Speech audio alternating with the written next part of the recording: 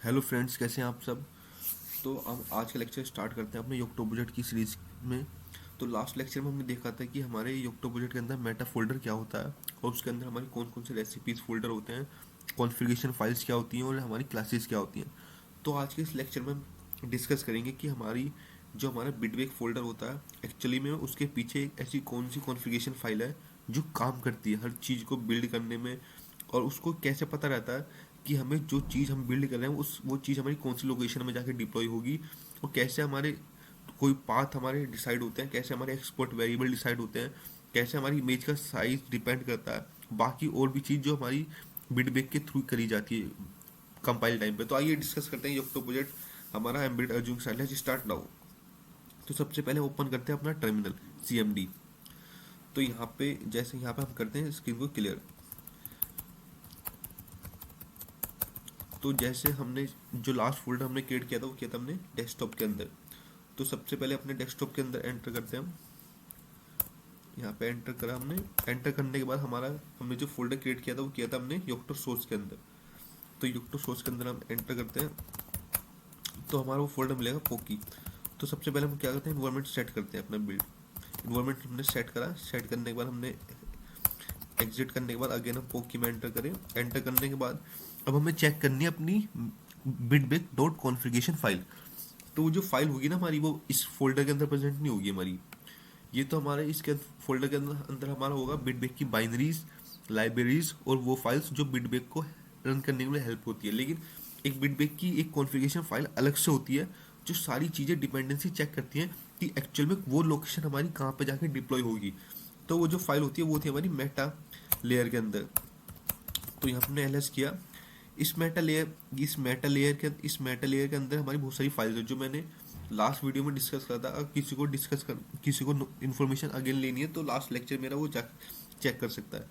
तो अब हम चलते हैं अपनी क्लास कॉन्फ़िगरेशन फाइल के अंदर। CON का मतलब होता है ये हमारी कॉन्फ़िगरेशन फाइल है, इसके अंदर सारी हमारी कॉन्फ़िगरेशन फाइल होगी।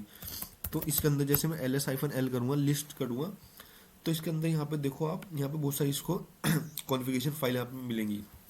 जैसे अभी अंडरस्कोर वर्जन डॉट कॉम, बीटबेक डॉट कॉम, सी कैच डॉट कॉम, डिस्टो documentation dot com, image UEFI dot com, layer, ऐसे ऐसे यहाँ पे सारी बहुत सारी मैनी फाइल्स हैं जो सारी कॉन्फ़िगरेशन फाइल है। तो आज जो हम डिस्कस करेंगे वो सबसे इंपॉर्टेंट फाइल के बारे में डिस्कस करेंगे जिसका नाम है बिटबेक डॉट कॉन्फ। ये हमारी सबसे इंपॉर्टेंट फाइल होती है बिटबेक की कॉन्फ़िगरेशन रन करने के लिए, और सारी configure, compiling, install, path, export path, जितने भी हमारे वेरिएबल्स होते हैं, जितने भी हमारे डिप्लॉय होते हैं, वो सारे इसी के बिहाफ पे इसके अकॉर्डिंग डिपेंड करते हैं। तो आइए आज इस फाइल को पूरी डिस्कस करते हैं क्योंकि ये सबसे इंपॉर्टेंट फाइल है, इसलिए आज हम इसको पहले डिस्कस करेंगे। तो आइए स्टार्ट करते हैं। तो सबसे पहले हम इसको समझते हैं इसका रोल क्या है योक्टो प्रोजेक्ट के अंदर।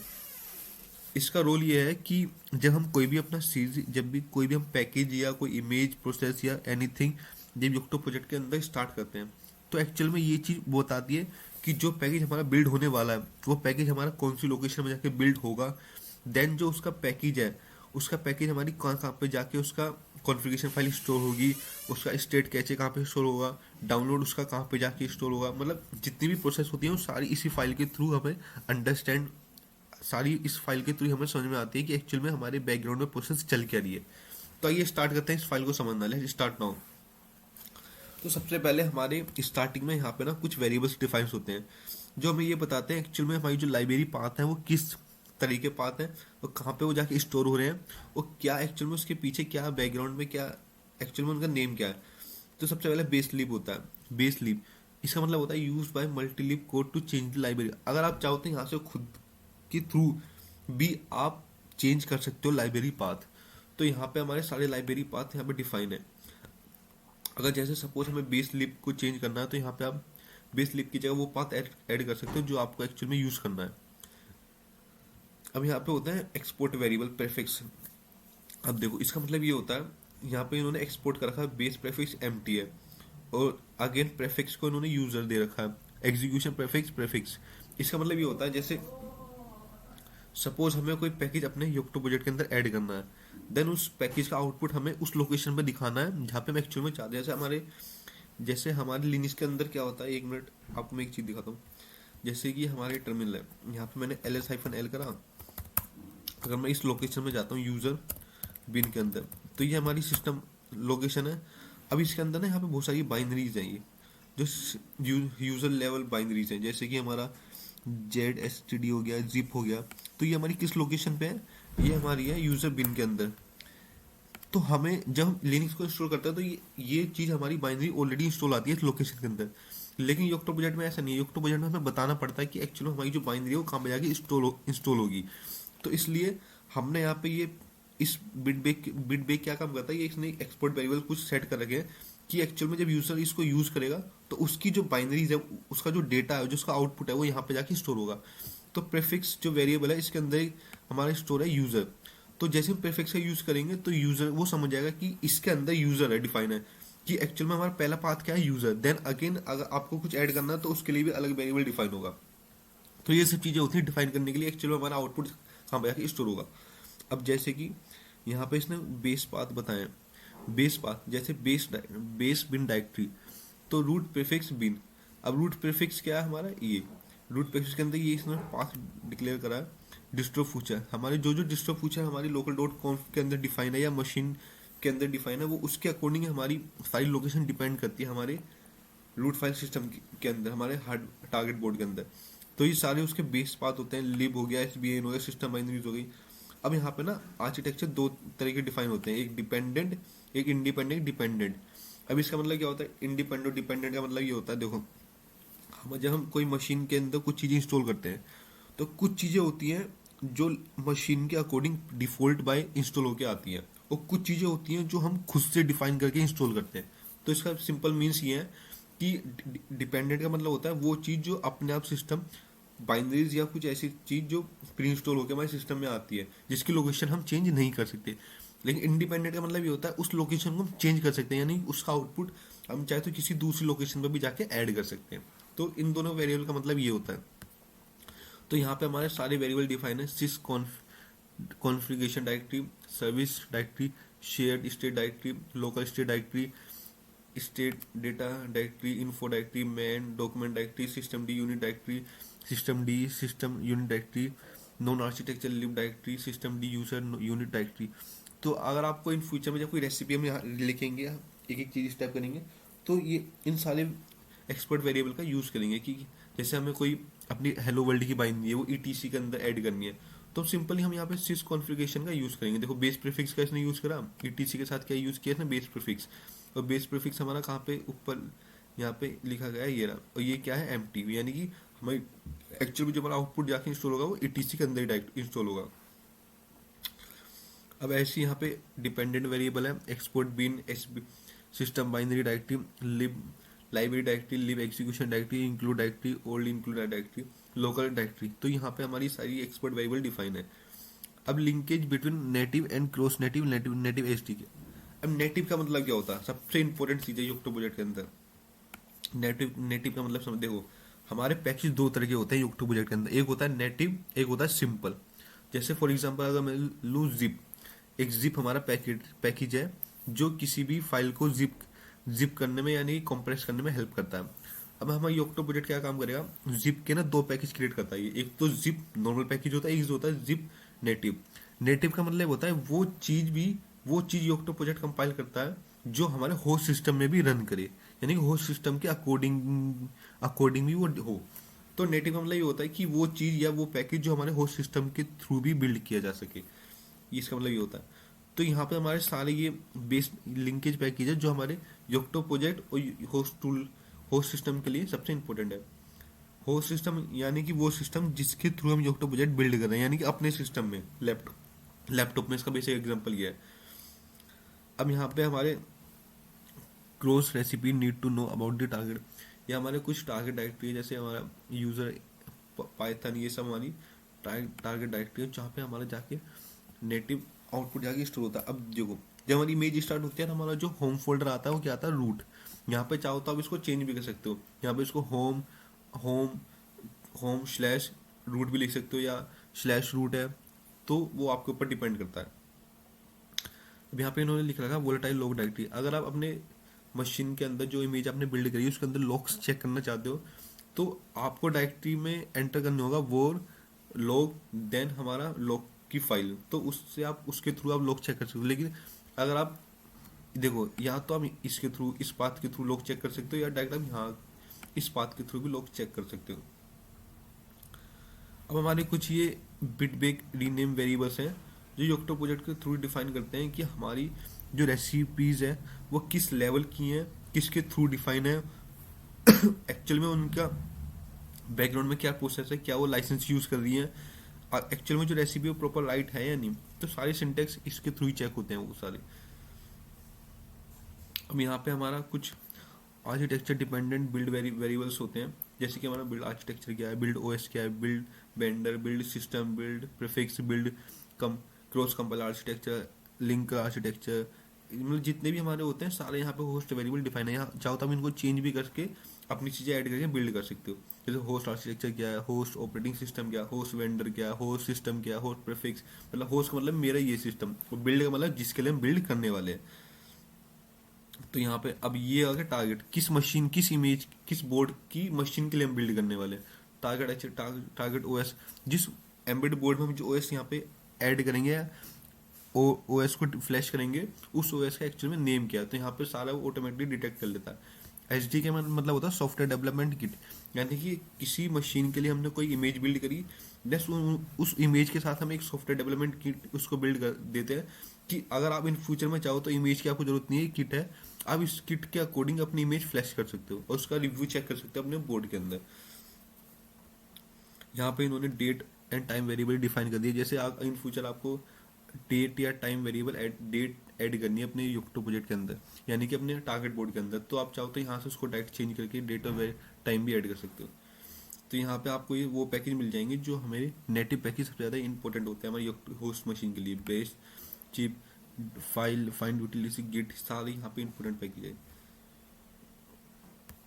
अब पैकेज डिफॉल्ट बाय वेरिएबल्स, ये वो पैकेज है जो बाय डिफॉल्ट हमारे योक्टो प्रोजेक्ट के अंदर सेट हो जाए। पीएन का मतलब होता है पैकेज नेम, पीवी का मतलब पैकेज वर्जन, पीआर का मतलब package revision, package extension, package file, extend package extension या पैकेज नेम। तो ये सारे हमारे डिफाइन होते हैं, हमारे सारे package version, package revision, package environment, ये सारे हमारे जितने भी है हमारे ये डिफाइन होते हैं। पैकेज का इन्फो की, जैसे हम कोई पैकेज या कोई रेसिपी लिखते हैं तो उसके अंदर ये सारी चीज़ें डिफाइन होती है, सेक्शन, प्रायोरिटी, समरी, डिस्क्रिप्शन। आगे आने वाली वीडियो में रेसिपी जब हम लिखेंगे तो उसमें एक एक चीज़ के बारे में डिस्कस करेंगे। तो यहाँ पे हमारे सारी ये वेरिएबल्स इसी तरह से डिफाइन किए जाते हैं कि इन्होंने डिफाइन करा कि समरी लिखना बहुत जरूरी है, समरी, डिस्क्रिप्शन सब। पैकेज डिपेंडेंसी एंड प्रोवाइड्स क्या होगा, देखो हमारे पैकेज ना युक्टो प्रोजेक्ट के अंदर तीन तरीके होते हैं। एक तो डेबिन पैकेज होता है, एक हमारा डेबिन पैकेज होता है, एक आईपी के पैकेज होता है, और एक रेड हैट पैकेज होता है। तो ये तीनों पैकेज के अकॉर्डिंग हमारे सारे बिल्ड सिस्टम पैकेज बिल्ड होते हैं हमारे युक्टो प्रोजेक्ट के अंदर। तो ये सारे पैकेज हो गए हमारे, यहाँ पे सारी फाइल्स पाथ हो गई कि किस पाथ में किसके अकॉर्डिंग हमारा डेटा यहाँ पे जाके स्टोर होगा। तो उन्होंने यहाँ पे डिस्कस कर रखा है, यहाँ पे इन्होंने राइट कर रखा है ये सारा। तो हमारा ये मैनिफेस्टो, मैनिफेस्ट का मतलब होता है जो हम पैकेज या कोई एप्लीकेशन बिल्ड करने जा रहे हैं उसकी बिल्ड से लेके एंड तक की प्रोसेस उसमें लिखी रहती है कि एक्चुअल में बैकग्राउंड में क्या क्या स्टेप बाय स्टेप उसको जाके फॉलो किए गए हैं। अब यहाँ पे हमारा general work directory, general work directory हो गई, TCB TC mode, TC list, temporary directory. अगर आप लोकल डॉट कॉन्फ को ओपन करोगे तो वहाँ पे आपको डिफाइन होगा कि टॉप डायरेक्टरी एक्चुअली में हमारी प्रेजेंट है कहाँ। तो उसके जो वेरिएबल है वो इस फाइल के अंदर डिफाइन होते हैं बिटबेक डॉट कॉन्फ के अंदर। तो आपको ये पता लग जाएगा कि हमारा जो एक्चुअल में आउटपुट है वो कहाँ पे जाके इंस्टॉल हुआ है। जैसे उन्होंने टी का मतलब बता दिया कि टेम्प में, डी का मतलब हमारा इमेज, एस का मतलब सोर्स कहाँ पे है हमारा, बी का मतलब बिल्ड कहाँ पे है हमारा। तो एक एक चीज़ है और इन्होंने यहाँ पे डिस्कस कर रखी है। तो हमारे string directory, component directory, SCPC root, बाकी जब आप अपने 10 फोल्डर के अंदर जाके चेक करोगे ना तो उस फोल्डर के अंदर आपको ये सारे फोल्डर आपको मिल जाएंगे। आपको जो हमारे 10 फोल्डर के अंदर जितनी फोल्डर डिफाइन होते हैं जैसे होस्ट टूल्स हो गया, वर्क डायरेक्टरी हो गई, उस फोल्डर कैसे बनते हैं वो इस फाइल के थ्रू ही हमारे क्रिएट होते हैं। बिटबेक डॉट कॉन्फ की हेल्प से ही हमारे सारे फोल्डर वो क्या होते हैं क्रिएट होते हैं और टेम्प फोल्डर के अंदर। तो यहाँ पर सारे हमारे जितने भी हैं सारे इन्वॉल्वमेंट वेरिएबल हमें डिफाइन हो के क्रिएट हो के। सॉफ्टवेयर डेवलपमेंट किट वेरिएबल्स हो गए हमारे। अब हमें कर्नल की इन्फॉर्मेशन चाहिए कि ओल्डेस्ट कर्नल हमारा 3.2.0 इस फाइल के अंदर डिफाइन है, या आप इसको चेंज कर सकते हो जो आपको लेटेस्ट वर्जन है, या आप जिस टारगेट बोर्ड के लिए अपना कर्नल वर्जन बिल्ड कर रहे हो, तो उसके अकॉर्डिंग आप उस कर्नल वर्जन को ऐड करके देन बिल्ड कर सकते हो। एक एक चीज़ सीखेंगे यूट्यूब प्रोजेक्ट के अंदर। अगर हमें कर्नल वर्जन चेंज करना है तो कैसे करेंगे, हमारे रेसिपी के अंदर कर्नल वर्जन 4.3 है और हमें चाहिए 5.2, लेकिन उसके अंदर तो 4.2 भी है, 5.2 भी है, लेकिन एक्चुअली जब बिल्ड हो रहा है तो 4.3 हो रहा है, 5.2 क्यों नहीं हो रहा, तो वो भी चीज़ चेक करेंगे कि उसको चेंज कैसे करते हैं। अभी हमारे इमेज रूट एफएस, जो हमारी इमेज होती है, जब हमारी इमेज बिल्ड कर लेते हैं तो हमारा वर्क डायरेक्टरी के अंदर हमारा एक पैकेज का नेम बन एक हमारा पैकेज नेम बनता है जिस मशीन के लिए बिल्ड करने वाले हैं। उस मशीन के अंदर हमारी इमेज की रेसिपी डिफाइन होती है। जैसे हमने कोर इमेज वेस्टर्न बिल्ड करी या कोर इमेज मिनिमल बिल्ड करी, तो उस इमेज के अंदर जैसे हम एंटर करेंगे तो वहाँ पे हमारी रूट एफएस होता है। उस रूट एफएस के अंदर हमारा सारा स्ट्रक्चर होता है हमारा रूट एफएस फाइल का। तो वो स्ट्रक्चर यहाँ पे इसके थ्रू जाके स्टोर होता है। अब यहाँ पे अगर हमें कोई एक्स्ट्रा, जैसे हमारी इमेज जो बिल्ड हुई वो हमारी 30 या 40 MB की, लेकिन हमें उसका साइज एक्सटेंड करना है 1 GB या 2 GB, वो आपके अकॉर्डिंग है। तो यहाँ इसके थ्रू आप उसको ऐड कर सकते हो। यहाँ पे बिल्ड यूटिलिटी इन्फॉर्मेशन है होस्ट टूल्स डायरेक्टरी में, जो हमारा होस्ट टूल डायरेक्टरी क्रिएट होती है ना टाइम के अंदर, वो इसके थ्रू ही होती है। तो होस्ट टूल्स के अंदर ये आपको वो पैकेज या आपको वो एप्लीकेशन मिल जाएगी जो होस्ट टूल के अंदर ऑलरेडी प्रेजेंट होती है। तो यहाँ पे सारा आपको एक एक चीज़ यहाँ पे देखो, सीसी का मतलब मिल जाएगा आपको कि सीसी का मतलब क्या होता है, CXX का मतलब क्या होता है, FC का मतलब क्या होता है, CC का क्रॉस कंपाइलर। यहाँ पे जितने भी हमारे कंपाइलर फ्लैग्स यूज होते हैं जो सारे इस फाइल के अंदर डिफाइन है। यहाँ पे बिल्ड CC कंपाइलर मतलब जितने भी हमारे कंपाइलर या कुछ भी एनीथिंग होती है जो हमारी यूट्यूब प्रोजेक्ट के अंदर यूज की जाती है बिल्ड टाइम पे, किसी भी बाइनरी को या किसी भी पैकेज को, वो सारे हमारे यहाँ पे डिफाइन हो रखे हैं।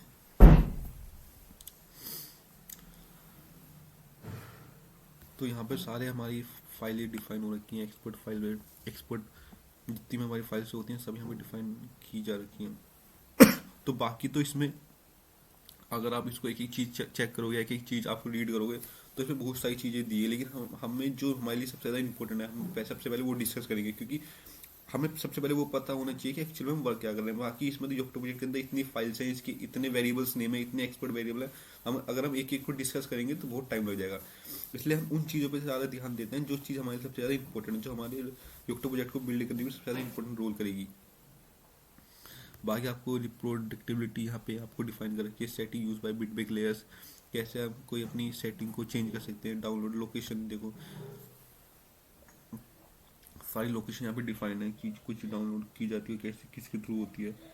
इसका मतलब क्या होता है कि वेरिएबल की सूडो सब चीज़ यहाँ पे डिफाइन। अगर आप इस फाइल को सिंगली रीड करोगे ना तो आपको ये फाइल आपको आराम से एक एक चीज़ वेरिएबल कर आपको डिस्कस यहाँ पे आप पढ़ोगे तो आपको समझ में आ जाएगा कि एक्चुअली हमारे बैकग्राउंड में प्रोसेस चल क्या रही है, कैसे हमारी जोक्टो प्रोजेक्ट देखो DL download directory, state directory, image file system types क्या होता है, फाइल सिस्टम डीबग टाइप, सारी चीज़ें यहाँ पे आपको डिफाइन होगी कि हमारी इमेज जो यूनिट रैम FS है यूज उसका क्या वो रहेगा, सिंटैक्स क्या एक्सटेंशन यूज करेगी, इमेज का क्या एक्सटेंशन ही रहेगा, हमारी यूनिट रैम FS का मैक्सिमम साइज कितना है, यहाँ पर इमेज रूट FS का मैक्सिमम साइज कितना रहेगा, सारी चीज़ें यहाँ पर इस फाइल के अंदर डिफाइन होती है। हमारी मशीन फीचर्स क्या क्या रहेंगे, डिस्ट्रो फीचर्स, अगर कोई हमें एक्स्ट्रा फीचर्स या मशीन फीचर ऐड करना तो उसको यहाँ पे हम ऐड करके उसको बिल्ड कर सकते हैं।